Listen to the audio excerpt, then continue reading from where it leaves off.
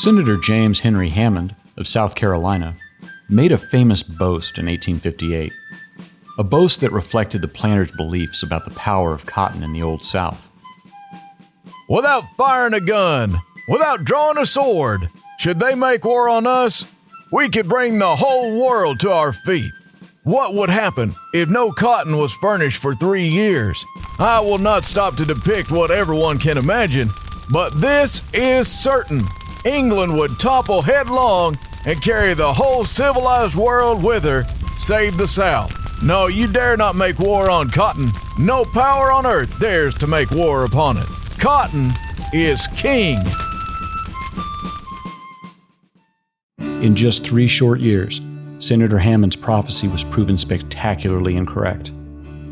620,000 lives were lost in the war between the states, and few towns were spared their share of that horror. The toll even reached into the Cibolo Creek, with the sons of planters being cut down on faraway battlefields. The war had cost Southern planters more than the lives of their sons.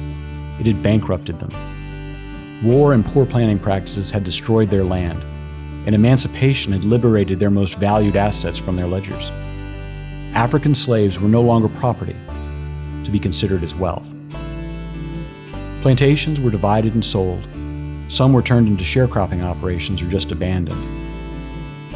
Emancipation may have freed the slaves from the clutches of King Cotton and the planters, but King Cotton only found new subjects to keep him on his throne. As so many had before them, immigrants began pouring into Texas from the east, looking for a fresh start. Following the Civil War, Texas's population again exploded, rising from 600,000 at the start of the war to more than 1.6 million by 1880. This rise was accompanied by unprecedented increases in cotton production. In 1869, Texas had produced 350,000 bales. Within 10 years, that number would rise to 2.2 million bales. In the wake of the Civil War, Texas communities found hope in high cotton.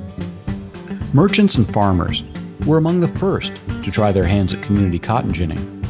They were successful through the 1870s and 80s, but these gins often changed owners, depending upon who fortune favored. The more astute among them began to understand that cotton was again establishing itself as the foundation for accumulating wealth in Texas. Texas cotton farmers were harvesting massive quantities of cotton, and ginning cotton was no longer a part-time operation for a merchant or farmer. Only large, dedicated operations would meet with success. Once again, the cleaning of cotton had become the bottleneck in cotton production. The introduction of steam power had more than doubled gin production, but it also made gins more expensive and complex. Now, gin stands, boilers, compresses, balers, they were all cobbled together, creating dangerous operations.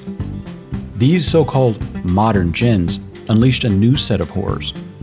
During the 1870s and 80s, fires, explosions, and terrible accidents plagued gins across the South.